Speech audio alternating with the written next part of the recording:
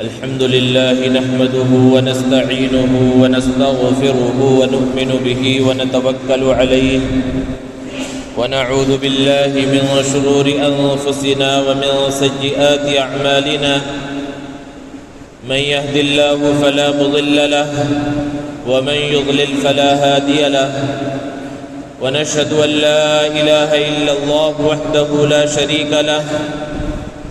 ونشهد أن سيدنا ومولانا محمدًا عبده ورسوله صلى الله تعالى عليه وعلى آله وأصحابه وبارك وسلم تسليمًا كثيرًا أما بعد فأعوذ بالله من الشيطان الرجيم بسم الله الرحمن الرحيم يا أيها الذين آمنوا اتقوا الله وذروا ما بقي من الربا إن كنتم مؤمنين فإن لم تفعلوا فأذنوا بحرب من الله ورسوله وقال رسول الله صلى الله عليه وسلم لا يدخل الجنة جسد غذي بالحرام أو كما قال عليه الصلاة والسلام۔ معزز سامعین کرام، بزرگوں اور دوستوں، اللہ تبارک و تعالی نے تمام انسانوں کو پیدا فرمایا اور پیدا فرمانے کے بعد انہیں یوں ہی چھوڑ نہیں دیا، بلکہ ان کی روزی کی ذمہ داری بھی اللہ تبارک و تعالی نے خود لے لی ہے۔ قرآن مجید میں اللہ رب العزت نے فرمایا وَمَا مِن دَابَّةٍ فِي الْأَرْضِ إِلَّا عَلَى اللَّهِ رِزْقُهَا، کہ زمین پر جتنی بھی چلنے پھرنے والی مخلوقات ہیں سب کی روزی کی ذمہ داری اللہ رب العزت کی ہے۔ اس میں انسان تو شامل ہے ہی ہیں، انسان کے علاوہ جتنے بھی جاندار ہیں، چرند پرند، چھوٹے جانور، بڑے جانور، یہاں تک کہ سمندر کے تہ میں رہنے والے کیڑے مکوڑے اور مچھلیاں اور بلوں میں رہنے والی چیونٹیاں، سب کی روزی کی ذمہ داری اللہ تبارک و تعالی نے خود لے لی ہے۔ اور ہم اس کا مشاہدہ کرتے ہیں، اللہ رب العزت اپنے غیب کے خزانے سے لوگوں کو روزی پہنچاتا ہے۔ پرندوں کو دیکھیے کہ اللہ رب العزت انہیں کس طرح روزی عطا فرماتے ہیں، اور حدیث میں پیارے آقا صلی اللہ علیہ وسلم نے ارشاد فرمایا ہے کہ لو انکم تتوکلون علی اللہ حق توکلہ، کہ اگر تم اللہ پر اس طرح بھروسہ کرو جیسا کہ بھروسہ کرنے کا حق ہے تو تمہیں پرندوں کی طرح روزی دیا جائے۔ پرندوں کا حال کیا ہوتا ہے کہ صبح سویرے اپنے گھونسلے سے جب نکلتے ہیں، بھوکے ہوتے ہیں، پیاسے ہوتے ہیں، خالی پیٹ ہوتے ہیں،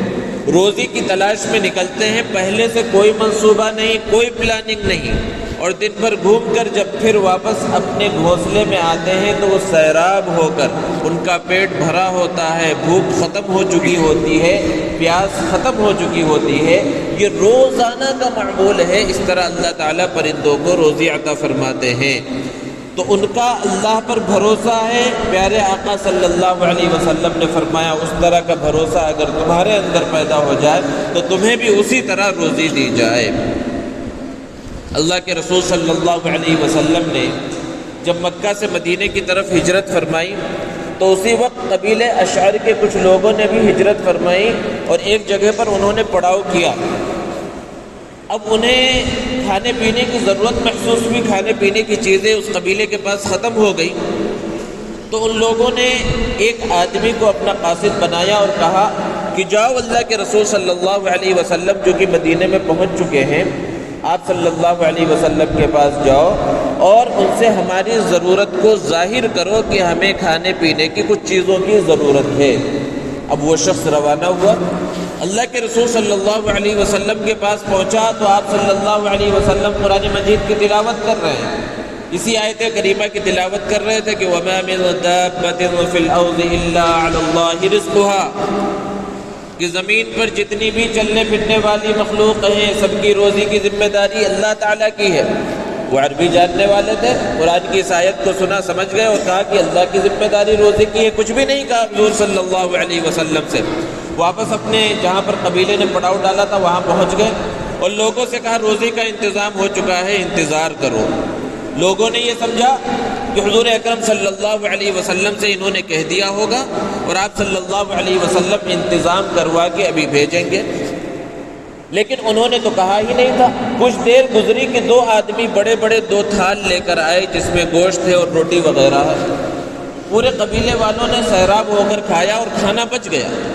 تو قبیلے کے جو ذمہ دار تھے انہوں نے کہا کہ چونکہ آپ صلی اللہ علیہ وسلم کے پاس دیگر ضرورت مند بھی آتے رہتے ہیں، اس لیے یہ کھانا بچا ہوا حضور صلی اللہ علیہ وسلم کے پاس پہنچا دیں گے تاکہ دوسرے لوگ کھا لیں۔ کچھ لوگ وہ کھانا لے کر حضور صلی اللہ علیہ وسلم کے پاس پہنچے اور عرض کیا، اللہ کے رسول آپ نے جو کھانا بھجوایا تھا وہ کھانا بہت زیادہ تھا، ہم نے کھا لیا، سیراب ہو گئے، لیکن کھانا بچ گیا ہے، یہ کھانا کسی اور کو دے دیجیے۔ آپ صلی اللہ علیہ وسلم نے کہا میں نے کب کھانا بھجوایا؟ تو پھر اس شخص کو بلایا گیا جس کو قاصد بنا کر بھیجا گیا تھا اور پورا معاملہ اس سے جب پوچھا گیا تو اس نے بتلایا کہ اللہ کے رسول صلی اللہ علیہ وسلم کے پاس میں اپنی ضرورت لے کر پہنچا، قبیلے کی ضرورت لے کر پہنچا تو دیکھا آپ صلی اللہ علیہ وسلم اس آیت کریمہ کی تلاوت کر رہے ہیں، تو میں سمجھ گیا کہ اللہ رب العزت ہمیں روزی عطا فرمائیں گے، حضور اکرم صلی اللہ علیہ وسلم کو تکلیف دینے کی کوئی ضرورت ہی نہیں ہے۔ تو یہ ان کا توکل تھا، یہ ان کا بھروسہ تھا اللہ رب العزت کے اوپر، تو اللہ رب العزت نے انہیں غیب سے روزی عطا فرمائی۔ تو اللہ رب العزت دنیا کے اندر انسان کو بھیجا ہے، اسے روزی بھی عطا فرمائیں گے، لیکن یہ نہیں کہہ دیا بس گھر میں بیٹھ جاؤ اور تمہارے منہ میں جو ہے نوالا آ کر گر جائے گا، بلکہ اسباب کو اختیار کرنے کا حکم اللہ رب العزت نے دیا ہے۔ اسباب کو اختیار کرو، روزی تلاش کرنے کی فکر اور کوشش کرو، اس کے واسطے محنت اور مشقت کرو، تب پھر اللہ رب العزت تمہیں روزی عطا فرمائیں گے۔ اس دنیا کا نظام اللہ تبارک و تعالی نے اس انداز میں بنایا ہے، اور قرآن مجید میں جگہ جگہ پر اس کی جانب اشارہ ہے۔ انبیاء کرام علیہ الصلاۃ والسلام روزی حاصل کرنے کے واسطے جو کام کرتے تھے قرآن مجید میں اس کا تذکرہ ہے، اور پیارے آقا صلی اللہ علیہ وسلم نے حلال روزی کے طلب کرنے پر جو اجر و ثواب اللہ رب العزت عطا فرماتے ہیں اس کو بیان فرمایا ہے۔ آپ صلی اللہ علیہ وسلم نے فرمایا طلب کسب الحلال فریضۃ بعد الفریضہ، کہ حلال روزی کا تلاش کرنا، طلب کرنا، حاصل کرنا ایسے ہی فرض ہے جیسے نماز روزہ فرض ہے، کہ نماز روزہ جیسے اہم فرائض کے بعد حلال روزی کا حاصل کرنا فرض ہے۔ فرض کیا ہو؟ فرض کا مطلب ہوتا ہے فرض جو عبادت ہے، ابھی نماز فرض ہے، ہم نماز پڑھ رہے ہیں تو اس پر ثواب مل رہا ہے، اسی طرح ہمارے ذہنوں کے اندر یہ بات نہیں ہے، ہم اسے خالص دنیا کی ضرورت سمجھ رہے ہیں، حالانکہ یہ بھی عبادت ہے، لیکن وہ ذہن کے اندر یہ بات ہو کہ اس کو عبادت سمجھ کر کیا جائے، اللہ کا حکم ہے، نبی کریم صلی اللہ علیہ وسلم کا فرمان ہے، انبیاء کی سنت ہے، انبیاء کا طریقہ رہا ہے، یہ ذہن کے اندر ہمارے ہونا چاہیے۔ حلال روزی کے تلاش کرنے کی فکر اور کوشش ہونی چاہیے، تو پھر اللہ رب العزت وہ روزی عطا فرماتے ہیں۔ لیکن روزی 2 طرح کی ہے، جب ہم حلال روزی کہتے ہیں اس سے ہی بات واضح ہو گئی کہ ایک وہ بھی روزی ہے جو حرام راستے سے آئے، حلال نہ ہو، اور اس کے لیے وہ روزی جو انسان کے بدن کا جز بن جائے، انسان کے بدن کا حصہ بن جائے اور وہ حرام ہو، تو پھر انسان کی نہ دعائیں قبول ہوتی ہیں، نہ عبادتیں قبول ہوتی ہیں، نہ اس کی زندگی میں چین، اطمینان اور سکون ہوتا ہے۔ اللہ کے رسول صلی اللہ علیہ وسلم نے بیان فرمایا کہ ایک آدمی ہے، پراگندہ حال ہے، پراگندہ بال ہے، اللہ کے سامنے ہاتھ پھیلائے ہوئے ہے، یا ربی کہہ رہا ہے، یا اللہ کہہ رہا ہے، لیکن اس کی دعا قبول نہیں ہوتی۔ کیوں؟ کیونکہ اس کا کھانا حرام کا ہے، اس کی غذا حرام کی ہے، اس کا لباس حرام کا ہے۔ تو یہ حقیقت ہے، اسی کو اللہ کے رسول صلی اللہ علیہ وسلم نے ارشاد فرمایا کہ لا يدخل الجنت جسد غذی بالحرام، ایسا جسم جنت میں داخل نہیں ہوگا جس کی پرورش حرام کے ذریعے کی گئی ہو، جس کے پیٹ میں حرام کا لقمہ گیا ہو، وہ جسم، اللہ کے رسول صلی اللہ علیہ وسلم کا فرمان ہے کہ وہ جسم جنت کے اندر داخل نہیں ہوگا۔ اب ہماری ذمہ داری کیا ہے کہ ہم اپنا محاسبہ کریں. ہم جو کام کرتے ہیں, چاہے وہ تجارت ہو, ملازمت ہو, زراعت ہو, یا کسی بھی ذریعے سے جو ہم روزی حاصل کرنے کی فکر اور کوشش کرتے ہیں, سب سے پہلے ہمارے سامنے یہ بات ہونی چاہیے کہ یہ طریقہ حلال ہے یا حرام ہے. اس طریقے کے اندر کہیں شبہ تو نہیں ہے, کہیں یہ طریقہ ناجائز تو نہیں ہے. جیسے جیسے زمانہ آگے بڑھ رہا ہے اور زمانے میں ترقی ہو رہی ہے, نئی نئی چیزوں کا ایجاد ہو رہا ہے, نئی نئی کمپنیاں وجود میں آ رہی ہیں, اسی طرح حرام بھی نئی نئی شکلوں میں آ رہا ہے. جیسے جیسے چیزیں بڑھیں گی تو حلال بڑھے گا, ساتھ ہی ساتھ حرام شکلیں بھی بڑھتی جائیں گی. آج ہمارا حال یہ ہو گیا ہے روزی کمانے کے معاملے میں کہ کہیں سے بھی کوئی چیز معلوم ہو, ہاں یہاں انویسٹ کرنے میں بہت فائدہ ہے, اتنا دے دو, اتنے پیسے روزانہ آتے رہیں گے, مہینے میں آتے رہیں گے, سال میں آتے رہیں گے. اب انسان کیا کرتا ہے, نہ حلال ہے یا حرام ہے, طریقہ جائز ہے یا ناجائز ہے, یہ معلوم کیے بغیر اپنا پیسہ وہاں لگا دیتا ہے. پھر اس کے بعد لوگوں کے زبانوں سے کان میں بات پڑتی ہے, ارے بھائی وہ کمپنی جو ہے, جو کمپنی چل رہی ہے فلاں کمپنی ہو, فلاں کمپنی, اس میں پیسہ لگانا حرام ہے, فلاں مدرسے کا فتویٰ یا فلاں کا فتویٰ. اب پریشان ہے, اب یہاں چکر لگا رہا ہے, وہاں چکر لگا رہا ہے. پھر تھوڑے دنوں کے بعد سننے میں آ رہے بھائی وہ تو کمپنی ہی ڈوب گئی, پھر یہ ہوا, پھر وہ ہوا. اس طرح کے معاملات چلتے رہتے ہیں. کیوں؟ کیونکہ پہلے طلب العلم فریضۃ علی کل مسلم, جو پیارے آقا صلی اللہ علیہ وسلم کا فرمان ہے کہ علم کا طلب کرنا, علم کا حاصل کرنا ہر مسلمان پر فرض ہے. وہ وہی بقدر ضرورت علم کا حاصل کرنا کہ آپ جب تجارت کرنے جا رہے ہیں, آپ جب کچھ کام کرنے جا رہے ہیں, تو اس کام کا طریقہ کیا ہونا چاہیے, وہ کام جائز ہے یا ناجائز ہے, اس کو معلوم کرنا یہ ضروری ہے. لیکن ہماری یہ فکر, یہ کوشش نہیں ہوتی. حرام کی یوں تو بہت ساری شکلیں ہیں, لیکن ان حرام کی شکلوں میں, یعنی کمائی جو حرام ہوتی ہے, اس میں سب سے بنیادی چیز ہے وہ ہے سود. کہ سود ہی الگ الگ شکلوں میں اس کمائی کے اندر جب داخل ہوتا ہے تو پھر وہ کمائی حرام ہو جاتی ہے. اور سود کے بارے میں قرآن مجید میں بڑے سخت انداز میں اللہ رب العزت نے بیان فرمایا, ارشاد فرمایا, الذين يأكلون الربا لا يقومون إلا كما يقوم الذي يتخبطه الشيطان من المس. کہ جو لوگ سود کھاتے ہیں, سودی کاروبار کرتے ہیں, سودی لین دین کرتے ہیں, قیامت کے دن وہ کھڑے نہ ہو سکیں گے. ایسے کھڑے ہوں گے جیسے شیطان نے ان کے اوپر کچھ اثر کر دیا ہے, اس انداز میں وہ کھڑے ہوں گے وہاں پر. پھر آگے بیان فرمایا, یا ایھا الذین آمنوا اتقوا اللہ وذروا ما بقی من الربا ان کنتم مؤمنین.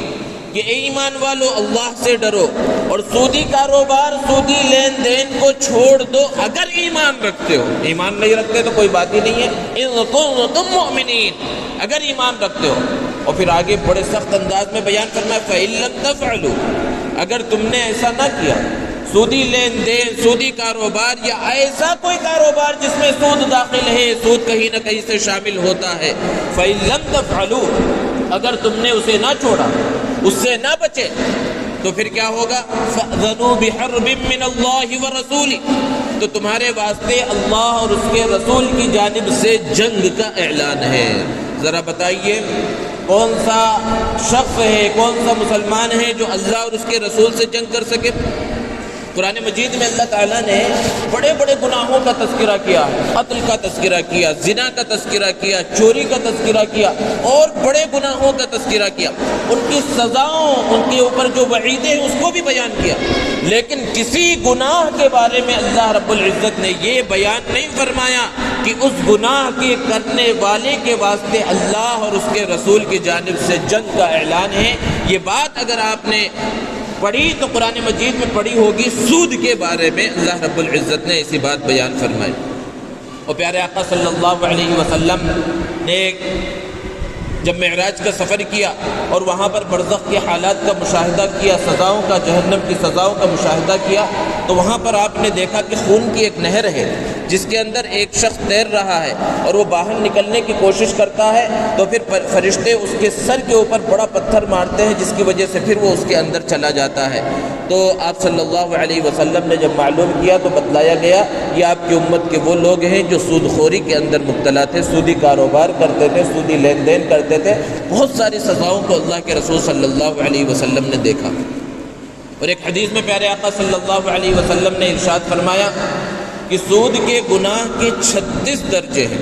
جس میں سے سب سے کم تر درجہ اپنی ماں سے زنا کرنے کے برابر ہے۔ یعنی ماں سے زنا کرنا بہت چھوٹا گناہ ہے، اس سے 36 گنا بڑا ہوا سود کا کھانا، سود کا دینا، سود کا لینا ہے۔ اب کون ہے جو یہ تصور بھی کر سکے ماں سے زنا کے بارے میں؟ لیکن سود کے بارے میں ہمارا معاملہ کیا ہے؟ آج جو پوری دنیا کا معاشی نظام چل رہا ہے، پورے ملکوں کا، وہ سودی نظام کے اوپر ہی آج کی معیشت کھڑی ہوئی ہے۔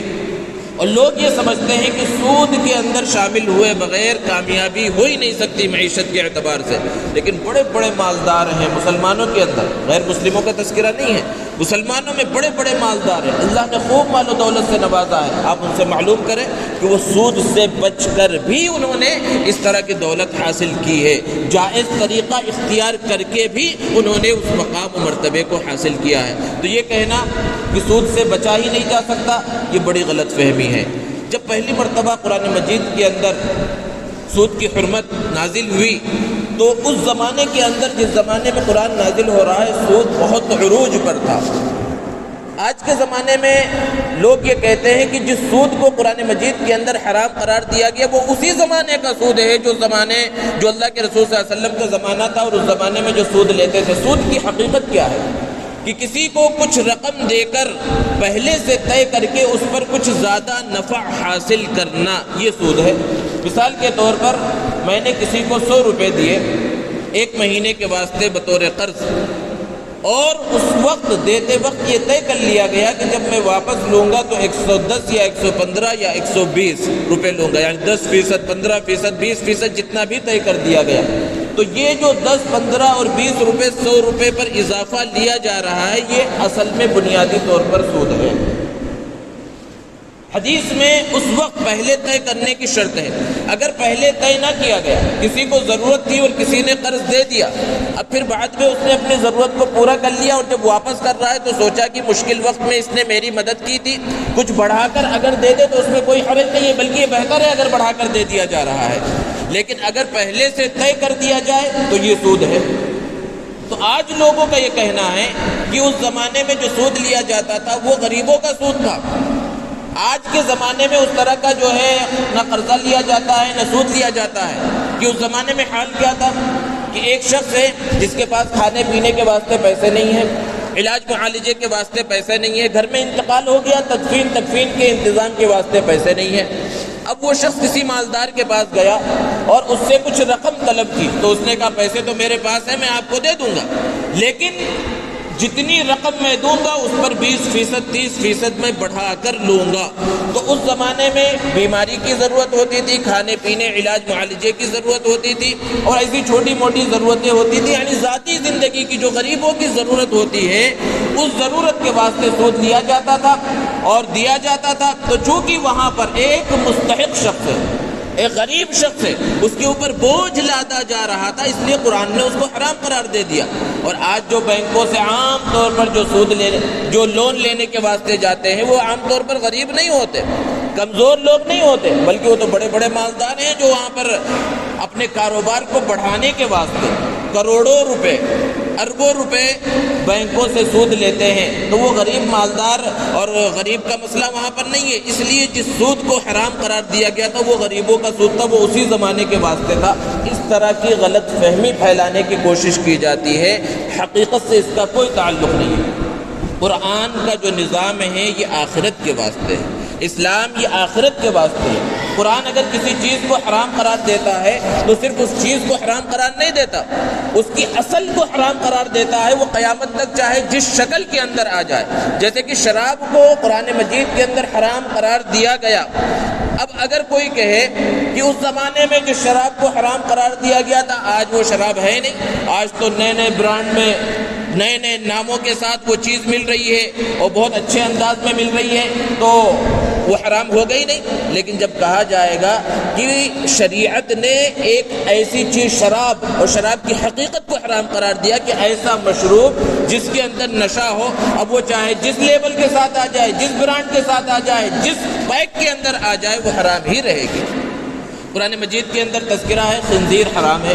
عام طور پر لوگوں کے ذہنوں کے اندر ہے کہ خنزیر کے حرام ہونے کی وجہ کیا ہے کہ وہ گندا جانور ہے، گندگی کھاتا ہے۔ آج بعض لوگ یہ کہنے بھی لگے کہ اس زمانے میں وہ خنزیر کا وہ حال تھا، آج بڑے بڑے فارم بن چکے ہیں باہر کے ملکوں کے اندر، انگریز ملکوں کے اندر، جہاں بالکل صفائی ستھرائی کے ساتھ ان کی پرورش کی جاتی ہے اور صحیح انداز میں انہیں فارم میں رکھا جاتا ہے، گندگی کے قریب بھی نہیں جاتے تو وہ جو ہے حلال ہو جائیں گے۔ تو یہ سب غلط فہمیاں ہیں جو پھیلائی گئی ہیں، اور اصل بات یہ ہے کہ جب ہمارے سامنے عربوں کا اس معاشرے کا تذکرہ ہوتا ہے، عربوں کے جو اللہ کے رسول صلی اللہ علیہ وسلم کا زمانہ ہے، تو ہمارے ذہنوں میں یہ بات آتی ہے کہ وہ بدوؤں کا علاقہ تھا، دیہاتی لوگ رہتے تھے، وہاں نئے زمانے کی کوئی چیز تھی نہیں، بس چھوٹی موٹی تجارت کرتے تھے، آپس میں لین دین کرتے تھے، غلہ اگاتے تھے، آپس میں تقسیم کر لیتے تھے، کسی نے کچھ دے دیا، کسی نے کچھ لے لیا، اور اس طرح ان کی زندگی گزر جاتی تھی۔ ہمارے ذہنوں میں یہ غلط فہمی اصل میں بیٹھی ہوئی ہے۔ حالانکہ اگر آپ اس زمانے کا مطالعہ کریں، تاریخ پڑھیں، تو پتہ چلے گا کہ آج کے جدید دور میں جسے ہم نیا زمانہ کہتے ہیں، نیا دور کہتے ہیں، تجارت کی جتنی نئی نئی شکلیں رائج ہیں، اس زمانے کے اندر ساری بنیادیں ہمیں ملتی ہیں۔ 20ویں صدی کی اہم چیز معیشت کے اندر، اقتصادیات کے اندر آج کے زمانے میں اسٹاک ایکسچینج کو کہا جاتا ہے۔ اگر ہم غور کریں تو پتہ چلے گا اس کی بنیاد اس زمانے کے اندر موجود تھی جس زمانے میں پیارے آقا محمد عربی صلی اللہ علیہ وسلم تشریف لائے۔ کس طرح موجود تھی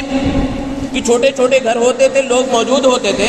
اور کچھ جو بڑے لوگ ہوتے تھے جو سفر وغیرہ کا تجربہ رکھتے تھے، وہ لوگوں سے پیسے وصول کرتے تھے، درہم دینار، کسی نے 1 درہم دیا، کسی نے 2 دینار دیا، اور اس طرح پورے محلے والوں سے رقم کو انہوں نے وصول کر لیا اور لکھ لیا گیا کس نے کتنا دیا، کس نے کتنا دیا۔ پھر اس کے بعد وہ باہر کے ملکوں میں سفر کرتے تھے، قرآن مجید میں اس کا تذکرہ ہے، لِإِيلَافِ قُرَيْشٍ إِيلَافِهِمْ رِحْلَةَ الشِّتَاءِ وَالصَّيْفِ۔ قریش کے سفر کرنے کا تذکرہ ہے، یمن کا اور ملک شام کا، گرمی اور سردی کے موسموں میں۔ کس لیے؟ تفریح کے واسطے وہ سفر کرتے تھے، وہ وہی تجارت کے واسطے سفر کرتے تھے۔ تجارت کے واسطے اتنے دور جانے کی ضرورت کیا تھی؟ وہ پیسہ لوگوں کا جمع کرتے تھے اور پھر اس کے بعد باہر جاتے تھے، سامان تجارت خرید کر لاتے تھے، پھر بیچا جاتا تھا، پھر جو نفع ہوتا جس نے جتنا دیا تھا اسی اعتبار سے پھر تقسیم بھی کیا جاتا تھا۔ یہی اسٹاک ایکسچینج ہے۔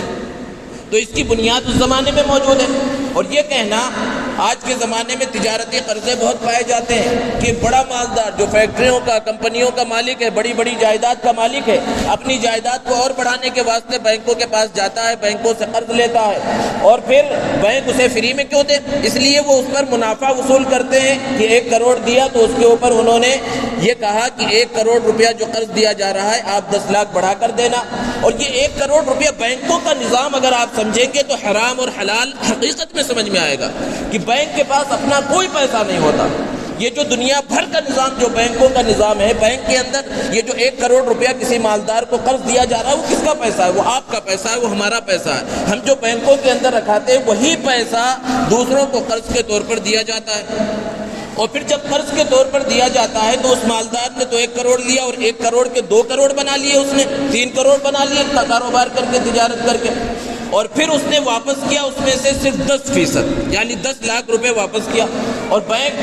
کی جو عمارت ہے اس کا جو خرچہ ہے، اس کے جو ملازمین کا خرچہ ہے، ان سب کا نکال کے اس نے 5 لاکھ روپے اس میں خرچ کر دیے، اور باقی 5 لاکھ روپے جو اس کے کسٹمر ہیں اس میں تھوڑا تھوڑا تھوڑا سب کو تقسیم کر دیا، اور یہی سود ہے جو ہمارا وہاں پر جمع تھا اس کے اوپر تقسیم ہوا۔ تو نفع کے اعتبار سے دیکھا جائے تو سب سے زیادہ کمایا کس نے؟ جس نے قرض لیا۔ اگر ہم اپنے پیسے کو ڈائریکٹ تجارت کے اندر لگائیں اور کمانے کی فکر و کوشش کریں تو اس سے نفع زیادہ ہوگا۔ ہم بینک کے ذریعے جب کمانے کی یعنی اور ناجائز بھی ہو جاتا ہے تو وہ صرف 5% ہمارے پاس واپس آ رہا ہے، حالانکہ کمانا چاہے تو اس سے 100% نفع کمایا جا سکتا ہے، اور جو واپس ہمارے پاس آ رہا ہے وہ بھی حرام آ رہا ہے۔ اور آج معاشرے کے اندر جو سودی کاروبار اور سودی لین دین اور سودی جو شکلیں ہیں، جو مسلمانوں کے درمیان بہت زیادہ رائج ہو گئی ہیں اس میں سے ایف ڈی بھی ہے کہ فکس ڈپازٹ کرا دیتے ہیں. نئے نئے بینکوں کے نئے نئے جو ہے انداز کے آفر آتے ہیں. بچے کی یا بچی کی ولادت ہوئی خاص طور پر تو بچی کی ولادت ہوئی, نکاح کا ابھی سے ذہن کے اندر آ گیا, اس کے نام سے بینک کے اندر کوئی آفر تھا, کچھ رقم جمع کرا دی 15,000 20,000 جیسے بھی, اور پھر وہ 15 سال اور 18 سال کے بعد وہ لاکھوں کی شکل میں ہو گیا اور ذہن میں ہوتا ہے اسی سے سامان جہیز جو ہے خرید لیا جائے گا اور پھر جہیز کے اندر دے دیا جائے گا. تو حقیقت یہ ہے کہ جتنی رقم آپ نے وہاں پر جمع کی تھی پہلی مرتبہ وہی صرف آپ کے لیے حلال ہے, اس کے علاوہ جتنی بھی رقم بڑھ گئی ہے وہ سب کا سب حرام ہے. اب پھر ذہنوں میں بات آتی ہے کہ بینکوں کا نظام ہی جب حرام پر مبنی ہے تو پھر آپ بینک کو استعمال کیوں کرتے ہیں؟ ہر ایک بینک کو استعمال کرتا ہے, اور بینک کے استعمال کرنے پر ہم مجبور ہیں کیونکہ نقد روپیہ پیسہ قانونی اعتبار سے اپنے پاس زیادہ رکھا ہی نہیں جا سکتا اور حفاظت بھی نہیں ہوتی. حفاظت کے واسطے بینک میں جانا ضروری ہے. تو اس کے لیے مسئلہ یہ ہے, اور بینکوں کا جو نظام ہے اس کے بارے میں ذہن میں رکھیے کہ سعودی عرب کے اندر 45 ملکوں کے علماء, اکابر علماء, ہر مسلک کے علماء کا ایک زمانے میں اجتماع ہوا جس کے اندر متفقہ طور پر یہ فیصلہ کیا گیا کہ دنیا بھر میں جتنے بھی بینک ہیں جو اس نظام کے تحت چل رہے ہیں ان کے اندر کا جو انٹرسٹ ہوتا ہے, جو سود ہوتا ہے, وہ وہی انٹرسٹ وہی سود ہے جس کی حرمت کا تذکرہ قرآن مجید کے اندر موجود ہے.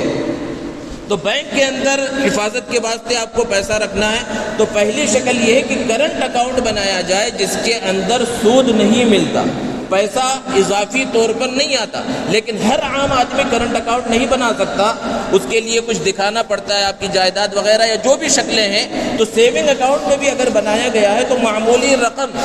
جو سود کی شکل میں آتی ہے وہ تو پتہ چلتے رہتی ہے. آج کے زمانے میں میسج بھی آتا ہے کون سا پیسہ جو ہے کس مد کے اندر آپ کے پاس آیا ہے, یا پاس بک کے ذریعے معلوم ہو جاتا ہے. تو انٹرسٹ کے نام پر جتنی بھی رقم آئی ہے اسے بینک سے تو نکالنا ہے, لیکن نکال کر بغیر ثواب کی نیت کے اسے کسی کو دے دینا ہے جو بھی مستحق ہے. یہ اہم کام ہے جو کرنا ہے.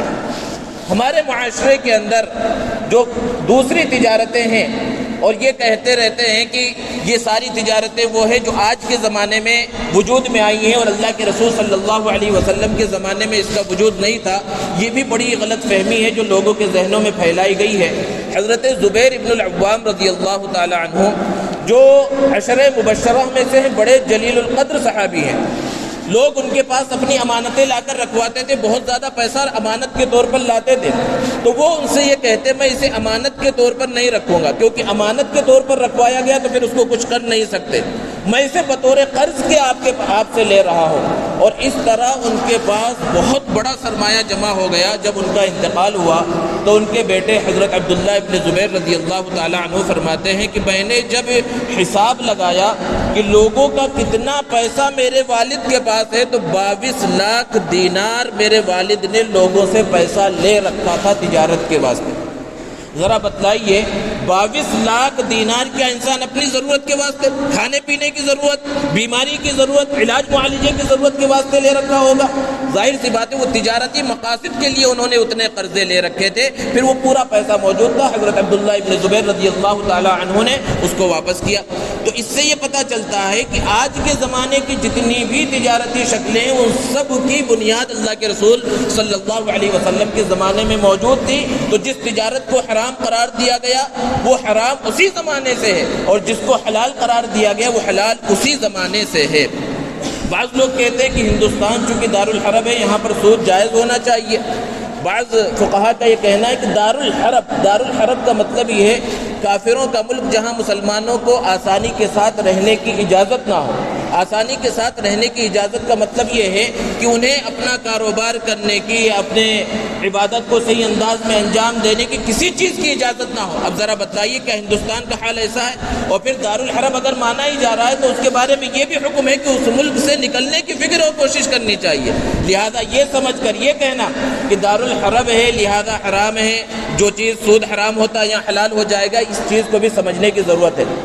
اسی طرح بہت ساری شکلیں جو ہمارے درمیان رائج ہے، مختصر انداز میں اس کا تذکرہ کیا جاتا ہے، جو رہن کی شکل ہے، اسی طرح چٹھیوں کے اندر کمیشن وغیرہ کی شکلیں ہیں، اور تجارت کے اندر بھی انویسٹ کرنے میں بھی بہت ساری شکلیں جو حرام ہیں، یہ سب ہمارے معاشرے کے اندر رائج ہے۔ اور خرابی یہاں ہوتی ہے کہ بغیر مسئلہ معلوم کیے ہوئے، بغیر پوچھے ہوئے اس کے اندر جب شامل ہو جاتے ہیں، پھر اس کے بعد میں پریشان ہوتے رہتے ہیں۔ اللہ رب العزت سے دعا ہے اللہ تبارک و تعالی حلال اور حرام کو صحیح طرح سے سمجھ کر حلال روزی کمانے کی توفیق عطا فرمائے۔ وآخر دعوانا الحمدللہ۔